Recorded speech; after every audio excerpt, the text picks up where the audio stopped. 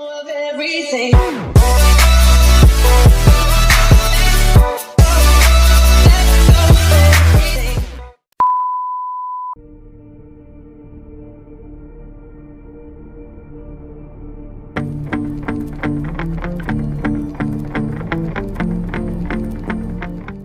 Hi guys, we are back with our fourth video, and this video is for those people who took to smoking due to peer pressure and think that smoking on and off is not that harmful.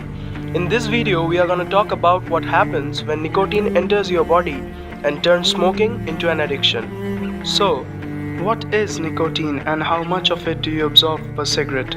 Nicotine is the most well-known chemical found in tobacco. It's an alkaloid, which means it contains nitrogen and is chemically similar to things like caffeine. Cigarettes actually contain about 10 mg of nicotine. However, you don't actually get all of this when you smoke. The tip burns throughout smoking, which leads to some wasted nicotine. Some nicotine is also inevitably caught in the filter, reducing the amount that gets to you. Finally, only some of the nicotine, the non-ionized nicotine, can actually be absorbed by the body.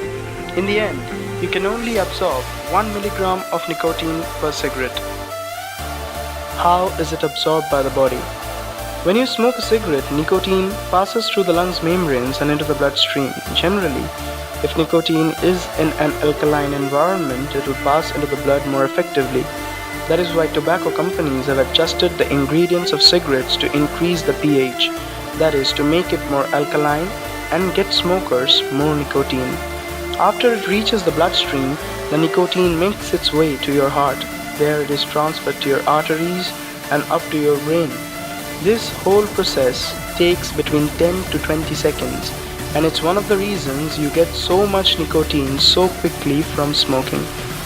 Exactly how much nicotine you get from smoking can vary based on your brand and how you smoke it. Now, let's talk about the short-term effects of nicotine on your body. When you smoke, the short-term effects of nicotine are the main things you will notice. This is a bit more complicated than you might imagine though. Nicotine is a stimulant, so as well as creating a pleasurable feeling, it also raises your heart rate, improves your ability to pay attention, and boosts your memory. But it has a biphasic action. If you have a little bit, it acts as a stimulant, but you have more, it can relax you. For smokers, this means that you inhale more deeply to get a more relaxing effect from nicotine and take shallower inhales to get a more of stimulating effect. Generally, smokers will do this as needed without even necessarily realizing it. How does nicotine create these effects? Nicotine's effects are the result of its ability to bind to certain receptors in the brain. Think of this like a key fitting in a lock. The key has a unique shape, and this has to match the inside of the lock for it to be able to open it. The locks that nicotine fits in are called nicotinic receptors.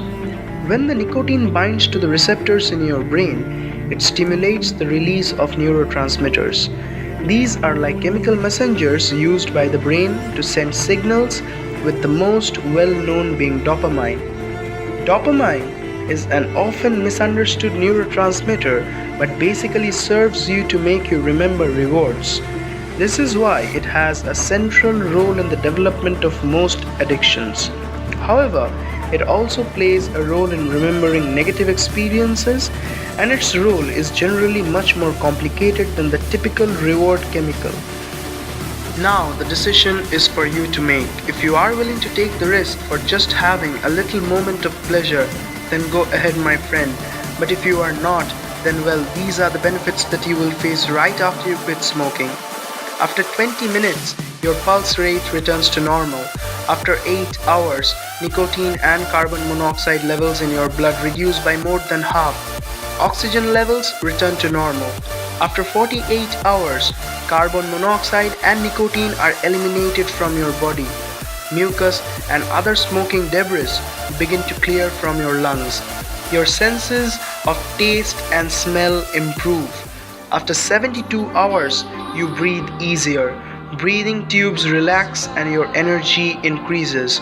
After 2 to 12 weeks, your circulation improves. After 3 to 9 months, lung function increases as much as by 10% than before. After 1 year, your risk of heart disease is almost half as that of a smoker. After 10 years, your risk of lung cancer is half as that of a smoker. After 15 years, your risk of heart attack is about the same as someone who has never smoked.